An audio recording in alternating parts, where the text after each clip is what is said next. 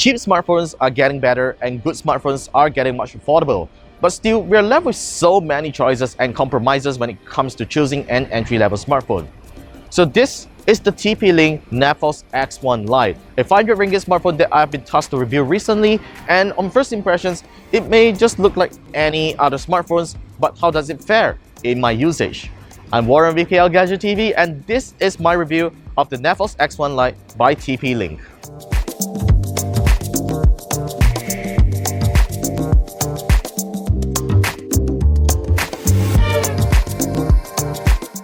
It's been a while since I've encountered phones this compact, especially when the standard smartphone screen size has already moved beyond 5.5 inches. The X1 Lite keeps it at 5 inches, making this a great device for one-hand operation.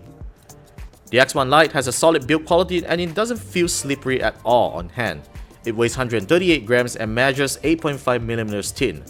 The rear fingerprint scanner is also the most impressive one I've come across in the same range.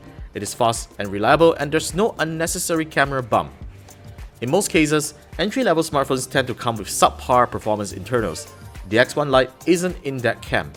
It comes with a MediaTek MT6750 octa-core processor that surprisingly performs well in my usage. The experience isn't snappy, but it is responsive enough to make you not hate the device. The X1 Lite comes with 2GB of RAM, 16GB of internal storage, and a humble 2550 mAh battery.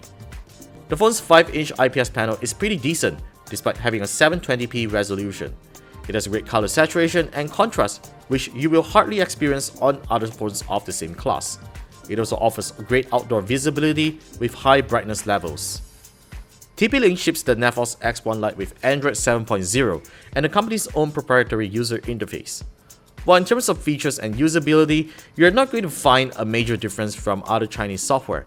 But I like the fact that the phone doesn't come preloaded with any bloatware, and TP-Link hasn't overdone the software with additional gimmicky features.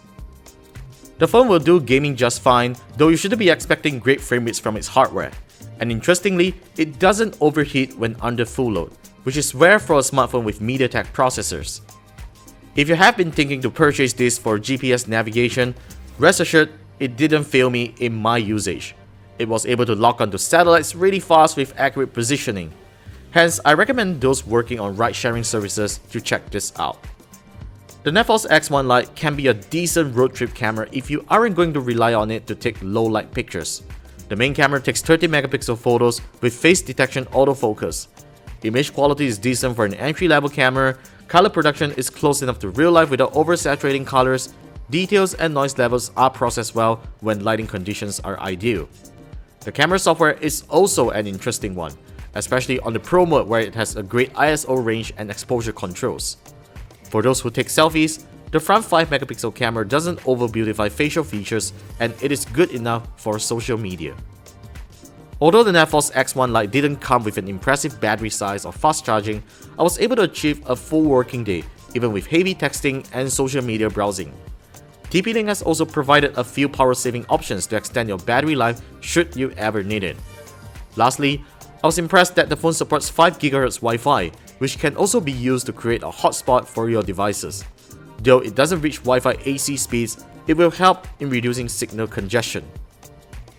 Overall, the Neffos X1 Lite is a decent smartphone that gets the essentials done. It changed my perception totally on what a 500 ringgit smartphone should be, especially in the performance and camera department. And if you're in particular about the screen size and the amount of storage that it has, purchasing this phone is a no-brainer. It retails at 499 ringgit and I've left a link in the description down below if you want to check it out. So that's it for my review of the Neffos X1 Lite. Be sure to subscribe to our YouTube channel for more tech videos weekly and I will see you soon in our next video.